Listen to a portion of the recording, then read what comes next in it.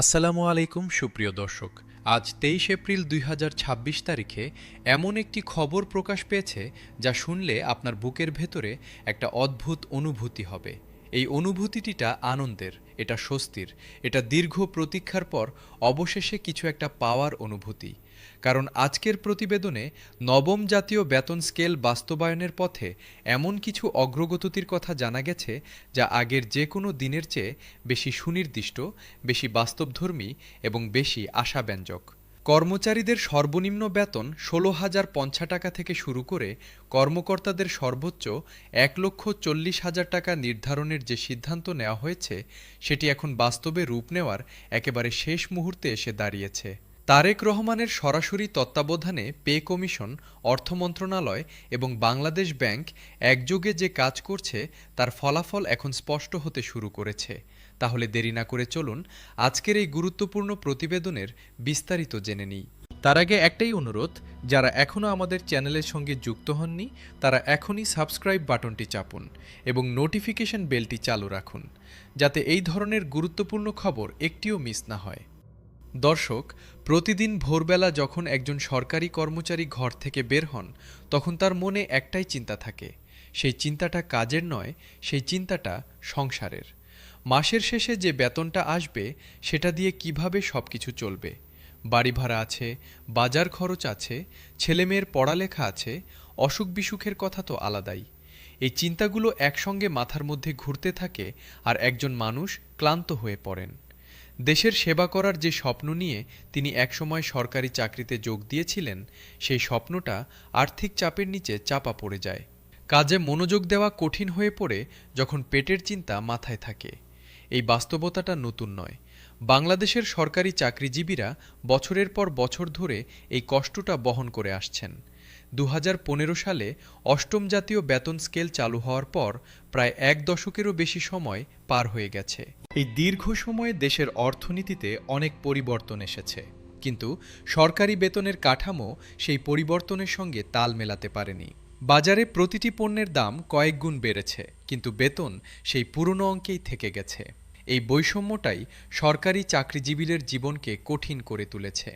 একজন মানুষ রাষ্ট্রের সেবা করবেন অথচ তার নিজের পরিবারের ন্যূনতম চাহিদাগুলো পূরণ করতে হিমশিম খাবেন, এই বাস্তবতা কোনো সভ্য দেশের জন্য মানানসই নয়।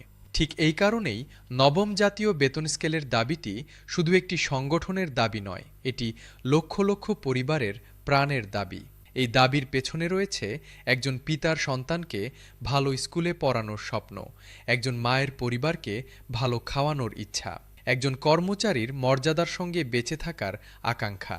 এই মানবিক দাবিগুলোর প্রতি সাড়া দিয়েই আজ ২৩ এপ্রিল ২০২৬ তারিখে নতুন করে কিছু গুরুত্বপূর্ণ অগ্রগতির খবর সামনে এসেছে। আজকের প্রতিবেদনে সবচেয়ে গুরুত্বপূর্ণ যে তথ্যটি সামনে এসেছে সেটি হলো গ্যাজেট প্রকাশের প্রক্রিয়া এখন চূড়ান্ত পর্যায়ে রয়েছে। পে কমিশন সূত্রে জানা গেছে যে গেজেটের খসড়া প্রায় সম্পূর্ণ তৈরি হয়ে গেছে এবং এটি এখন চূড়ান্ত অনুমোদনের অপেক্ষায় রয়েছে। গেজেট প্রকাশ হওয়া মানে নবম জাতীয় বেতন স্কেল আইনি কাঠামোতে স্বীকৃতি পাওয়া। এরপর আর কোনো অনিশ্চয়তা থাকবে না। কর্মচারীরা আইনি অধিকার বলে নতুন বেতন দাবি করতে পারবেন এবং প্রশাসন সেই বেতন দিতে বাধ্য থাকবে। তারেক রহমান আজকের দিনে পে কমিশন ও অর্থ মন্ত্রণালয়ের সঙ্গে যে আলোচনা করেছেন সেখানে একটি বিষয়ে বিশেষ জোর দিয়েছেন। তিনি বলেছেন, গেজেট প্রকাশে যেন আর কোনো দেরি না হয়। কর্মচারীরা অনেক দিন অপেক্ষা করেছেন, এখন তাদের আর বেশি অপেক্ষা করানো ঠিক হবে না। তার এই নির্দেশনার পর সংশ্লিষ্ট কর্মকর্তারা গেজেট প্রকাশের প্রশাসনিক কাজ ত্বরান্বিত করেছেন। আইন মন্ত্রণালয়ের সঙ্গে সমন্বয় করে গেজেটের আইনি দিকগুলো চূড়ান্ত করার কাজ এগিয়ে চলছে বলে সূত্রগুলো জানিয়েছে। দর্শক, আজকের প্রতিবেদনে আরও একটি গুরুত্বপূর্ণ তথ্য সামনে এসেছে। সেটি হলো প্রথম ধাপের বেতন বৃদ্ধির পরিমাণ সম্পর্কে আরও স্পষ্ট একটি ধারণা পাওয়া গেছে। পে কমিশন সূত্রে জানা গেছে যে প্রথম ধাপে বর্তমান বেতনের তুলনায় গড়ে ৩০ থেকে ৪০% বৃদ্ধি পাওয়ার সম্ভাবনা রয়েছে। এটি একটি উল্লেখযোগ্য বৃদ্ধি যা কর্মচারীদের দৈনন্দিন আর্থিক চাপ অনেকটাই কমিয়ে আনবে। সর্বনিম্ন পর্যায়ে যে কর্মচারী এখন যা পাচ্ছেন তার চেয়ে উল্লেখযোগ্যভাবে বেশি পাবেন প্রথম ধাপ থেকেই। আর সর্বোচ্চ পর্যায়ের কর্মকর্তারাও বর্তমানের তুলনায় একটি বড় অঙ্কের বৃদ্ধি পাবেন। এই তথ্যটি সরকারি চাকরিজীবীদের জন্য অত্যন্ত আশাব্যঞ্জক, কারণ অনেকে আশঙ্কায় ছিলেন যে প্রথম ধাপে হয়তো সামান্য বৃদ্ধি হবে এবং বাকিটা দ্বিতীয় ধাপের জন্য অনেক দিন ঝুলে থাকবে।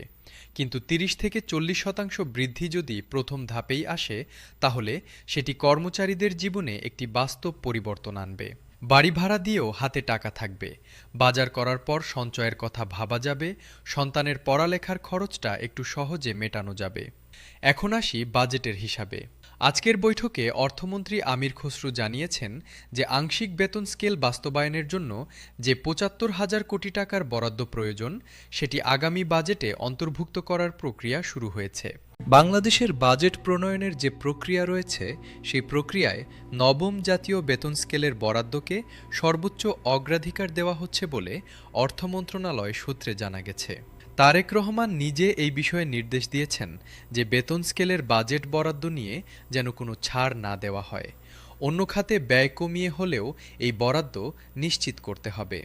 দর্শক, আজকের বৈঠকে আরও একটি নতুন বিষয় আলোচনায় এসেছে। সেটি হলো সরকারি কর্মচারীদের বেতনের পাশাপাশি তাদের অন্যান্য সুবিধাগুলো নিয়েও পুনর্বিবেচনা করার প্রস্তাব। বাড়ি ভাড়া ভাতা, চিকিৎসা ভাতা, যানবাহন ভাতা, উৎসব ভাতা, এই সুবিধাগুলোও বেতনের সঙ্গে সামঞ্জস্য রেখে বৃদ্ধি করার কথা বলা হয়েছে। কারণ কেবল মূল বেতন বাড়লেই হবে না। যদি ভাতাগুলো পুরনো হারে থাকে, তাহলে সামগ্রিক সুবিধার বৃদ্ধি তেমন কার্যকর হবে না। পে কমিশনের চেয়ারম্যান জানিয়েছেন যে ভাতাগুলো নিয়েও সুনির্দিষ্ট সুপারিশ করা হচ্ছে এবং গেজেটে মূল বেতনের পাশাপাশি ভাতাগুলোর নতুন হারও অন্তর্ভুক্ত থাকবে। এটি একটি অত্যন্ত গুরুত্বপূর্ণ সংযোজন। কারণ বাড়ি ভাড়া ভাতা যদি বর্তমান বাজারের সঙ্গে সামঞ্জস্যপূর্ণ না হয়, তাহলে একজন কর্মচারীকে বেতনের একটি বড় অংশ শুধু বাড়ি ভাড়াতেই দিয়ে দিতে হয়। একইভাবে চিকিৎসা ভাতা যদি যথেষ্ট না হয়, তাহলে একটু অসুস্থ হলেই পুরো মাসের বাজেট এলোমেলো হয়ে যায়। তাই মূল বেতনের পাশাপাশি ভাতাগুলোর সংস্কার সত্যিকারের জীবনমান উন্নয়নে অনেক বড় ভূমিকা রাখবে। দর্শক, আজকের প্রতিবেদনে গ্রেড ভিত্তিক বেতনের পূর্ণাঙ্গ তালিকা নিয়েও কিছু নতুন তথ্য এসেছে। জানা গেছে যে বিভিন্ন গ্রেডের বেতন নির্ধারণে এবার একটি বৈজ্ঞানিক পদ্ধতি অনুসরণ করা হয়েছে। প্রতিটি গ্রেডের বেতন নির্ধারণে দেশের মাথাপিছু আয়, মুদ্রাস্ফীতির হার, জীবনযাত্রার গড় ব্যয় এবং আন্তর্জাতিক তুলনামূলক মানদণ্ড বিবেচনায় নেওয়া হয়েছে। এটি নিশ্চিত করে যে নতুন বেতন স্কেলটি কেবল সংখ্যার খেলা নয়, এটি একটি সুচিন্তিত ও গবেষণাভিত্তিক কাঠামো। পে কমিশনের চেয়ারম্যান আজকের বৈঠকে জানিয়েছেন যে প্রতিটি গ্রেডে বেতন বৃদ্ধির হার এমনভাবে নির্ধারণ করা হয়েছে যাতে কোনো গ্রেডের কর্মচারীরাই নিজেদের বঞ্চিত মনে না করেন। নিচের গ্রেডে বৃদ্ধির হার একটু বেশি রাখা হয়েছে, কারণ সেই স্তরের কর্মচারীরাই সবচেয়ে বেশি আর্থিক কষ্টে থাকেন। উপরের গ্রেডেও উল্লেখযোগ্য বৃদ্ধি রাখা হয়েছে, কারণ সেই স্তরের কর্মকর্তারাও বর্তমান বেতনে আন্তর্জাতিক মানের তুলনায় অনেক পিছিয়ে আছেন। এই সুষম বিতরণই হল নবম জাতীয় বেতন স্কেলের সবচেয়ে ইতিবাচক দিক। আজকের বৈঠকে তারেক রহমানের একটি বিশেষ বার্তা সামনে এসেছে, যা সরকারি চাকরিজীবীদের হৃদয় ছুঁয়ে যাবে। তিনি বলেছেন, আমাদের দেশের সরকারি কর্মচারীরা প্রতিদিন অক্লান্ত পরিশ্রম করে দেশকে এগিয়ে নিয়ে যাচ্ছেন। তারা মাঠ পর্যায় থেকে সরকারি সেবা মানুষের দোরগোড়ায় পৌঁছে দিচ্ছেন। তাদের এই অবদানের যথাযথ মূল্যায়ন করাটা আমাদের নৈতিক দায়িত্ব। নবম জাতীয় বেতন স্কেল সেই দায়িত্ব পালনেরই একটি অংশ। আমরা শুধু বেতন বাড়াচ্ছি না, আমরা এই দেশের কর্মচারীদের প্রতি আমাদের কৃতজ্ঞতা প্রকাশ করছি। এই কথাগুলো শুধু বক্তব্য নয়, এর মধ্যে একটি গভীর উপলব্ধি আছে। একজন রাষ্ট্রনায়ক যখন সরকারি কর্মচারীদের কষ্টকে স্বীকার করেন, যখন তাদের অবদানকে সম্মান করেন এবং তাদের জীবনমান উন্নয়নে প্রতিশ্রুতিবদ্ধ হন, তখন সেই প্রতিশ্রুতি কর্মচারীদের কাছে অনেক বেশি অর্থবহ হয়। দর্শক, আজকের আলোচনায় আরেকটি বিষয় উঠে এসেছে যেটা অত্যন্ত তাৎপর্যপূর্ণ। সেটি হলো অবসর গ্রহণের পর পেনশন ও অন্যান্য সুবিধার বিষয়টি। নতুন বেতন স্কেলে যেহেতু মূল বেতন বাড়ছে, তাই পেনশনের অঙ্ক স্বাভাবিকভাবেই বাড়বে, কারণ পেনশন সাধারণত মূল বেতনের একটি নির্দিষ্ট শতাংশ হিসেবে গণনা করা হয়। তাই যে কর্মচারী শীঘ্রই অবসরে যাবেন তিনিও এই নতুন বেতন স্কেল থেকে উপকৃত হবেন। তার অবসর জীবনটাও আগের চেয়ে আর্থিকভাবে স্বাচ্ছন্দ্যময় হবে। এই বিষয়টি পে কমিশনের চূড়ান্ত সুপারিশে যুক্ত করা হয়েছে বলে সূত্রগুলো জানিয়েছে। এটি অত্যন্ত গুরুত্বপূর্ণ, কারণ বাংলাদেশে হাজার হাজার সরকারি কর্মচারী প্রতি বছর অবসরে যান এবং তাদের বাকি জীবনটা পেনশনের উপর নির্ভর করে কাটে। যদি পেনশনের পরিমাণ জীবনযাত্রার ব্যয়ের সঙ্গে সামঞ্জস্যপূর্ণ না হয়, তাহলে অবসর জীবনটা আরও কঠিন হয়ে পড়ে। নতুন বেতন স্কেলের মাধ্যমে পেনশনও বাড়বে এবং অবসরপ্রাপ্ত কর্মচারীরাও তাদের শেষ জীবনটা একটু মর্যাদার সঙ্গে কাটাতে পারবেন। দর্শক, আজকের বৈঠকে দ্বিতীয় ধাপের বিষয়ে একটি গুরুত্বপূর্ণ আপডেট এসেছে। তারেক রহমান জানিয়েছেন যে দ্বিতীয় ধাপ নিয়ে অনিশ্চয়তা দীর্ঘস্থায়ী হবে না। প্রথম ধাপ কার্যকর হওয়ার পর একটি নির্দিষ্ট সময়ের মধ্যে দ্বিতীয় ধাপও কার্যকর করার লক্ষ্যমাত্রা ঠিক করা হয়েছে। পে কমিশন সূত্রে ইঙ্গিত পাওয়া গেছে যে প্রথম ধাপ কার্যকর হওয়ার ৬ থেকে ১২ মাসের মধ্যে দ্বিতীয় ধাপও কার্যকর হতে পারে।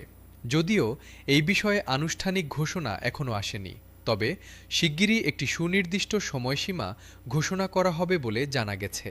এই তথ্যটি সরকারি চাকরিজীবীদের জন্য অত্যন্ত স্বস্তিদায়ক, কারণ এতদিন অনেকে আশঙ্কা করছিলেন যে প্রথম ধাপ হয়তো আসবে, কিন্তু দ্বিতীয় ধাপের জন্য আবার বছরের পর বছর অপেক্ষা করতে হবে।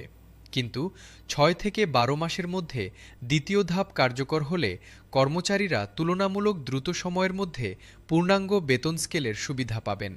দর্শক, এখানে একটু থেমে ভাবুন। যদি আসন্ন ঈদ থেকে প্রথম ধাপ কার্যকর হয় এবং ৬ থেকে ১২ মাসের মধ্যে দ্বিতীয় ধাপ আসে, তাহলে আগামী ১ থেকে ১.৫ বছরের মধ্যে পূর্ণাঙ্গ নবম জাতীয় বেতন স্কেল কার্যকর হয়ে যাবে। এই সময়সীমাটা কিন্তু খুব বেশি নয়। দীর্ঘ ১ দশকের অপেক্ষার পর আরও ১ থেকে ১.৫ বছর অপেক্ষা করতে পারলেই কর্মচারীরা তাদের সব দাবির পূর্ণ বাস্তবায়ন দেখতে পাবেন। এই আলোর পথটা এখন অনেক কাছে। আজকের বৈঠকে অর্থমন্ত্রী আমির খসরু একটি অত্যন্ত গুরুত্বপূর্ণ বিষয় তুলে ধরেছেন। তিনি বলেছেন, বেতন বৃদ্ধি করতে গিয়ে আমরা দেশের অর্থনৈতিক স্থিতিশীলতার সঙ্গে আপোস করব না, কারণ অর্থনৈতিক স্থিতিশীলতা বজায় থাকলেই কেবল দীর্ঘমেয়াদে কর্মচারীদের বেতন দেওয়া সম্ভব। যদি অর্থনীতি দুর্বল হয়ে পড়ে, তাহলে বেতন বৃদ্ধি তো দূরের কথা, বর্তমান বেতনও দেওয়া কঠিন হয়ে পড়তে পারে। তাই এই সতর্ক ও পরিকল্পিত পদ্ধতিটাই আসলে কর্মচারীদের দীর্ঘমেয়াদী স্বার্থ রক্ষা করছে। এই কথাটা বোঝার মতো। একটি দেশের সরকারি বেতন টেকসই হতে হলে সেই দেশের অর্থনীতিকে শক্তিশালী থাকতে হবে। দুটো আলাদা বিষয় নয়, এটি একটিরই দুটো দিক।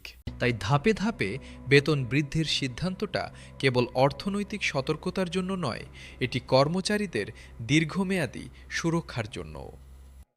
দর্শক, আজকের প্রতিবেদনে পে কমিশনের চেয়ারম্যান একটি কথা বলেছেন যা বিশেষভাবে উল্লেখযোগ্য। তিনি বলেছেন, আমরা চাই এই বেতন স্কেলটি বাস্তবায়নের পর যেন আর কখনো কর্মচারীদের এতদিন অপেক্ষা করতে না হয়। প্রতি ৫ বছর অন্তর বেতন স্কেল পর্যালোচনা করার একটি ব্যবস্থা চালু করার প্রস্তাব রয়েছে। যদি এই প্রস্তাব বাস্তবায়িত হয়, তাহলে ভবিষ্যতে আর ১ দশক ধরে অপেক্ষা করতে হবে না। নিয়মিত বিরতিতে বেতন পর্যালোচনা হবে এবং মুদ্রাস্ফীতি ও জীবনযাত্রার ব্যয়ের সঙ্গে সামঞ্জস্য রেখে বেতন সমন্বয় করা হবে। এটি যদি সত্যিই বাস্তবায়িত হয়, তাহলে এটি নবম জাতীয় বেতন স্কেলের চেয়েও বড় একটি অর্জন হবে, কারণ এটি কেবল এই মুহূর্তের সমস্যা সমাধান করবে না, ভবিষ্যতেও এই সমস্যা যাতে না হয় তার জন্য একটি স্থায়ী কাঠামো তৈরি করবে। এটি হবে সরকারি চাকরিজীবীদের জন্য একটি দীর্ঘমেয়াদী সুরক্ষার ব্যবস্থা। দর্শক, আজকের সম্পূর্ণ প্রতিবেদনটি পর্যালোচনা করলে কয়েকটি মূল বিষয় স্পষ্ট হয়ে আসে। আজ ২৩ এপ্রিল ২০২৬ তারিখে নবম জাতীয় বেতন স্কেল বাস্তবায়নের প্রক্রিয়া চূড়ান্ত পর্যায়ে পৌঁছেছে। গেজেটের খসড়া প্রায় সম্পন্ন এবং চূড়ান্ত অনুমোদনের অপেক্ষায় রয়েছে। প্রথম ধাপে গড়ে ৩০ থেকে ৪০% বেতন বৃদ্ধির সম্ভাবনা রয়েছে। ভাতাগুলোও নতুন হারে নির্ধারণ করা হচ্ছে। দ্বিতীয় ধাপ প্রথম ধাপের ৬ থেকে ১২ মাসের মধ্যে কার্যকর হতে পারে। পেনশন ও অবসর সুবিধাও বৃদ্ধি পাবে। প্রতি ৫ বছর অন্তর বেতন পর্যালোচনার প্রস্তাব রয়েছে। আর তারেক রহমানের প্রত্যক্ষ নেতৃত্বে পুরো প্রক্রিয়াটি দ্রুতগতিতে এগিয়ে যাচ্ছে।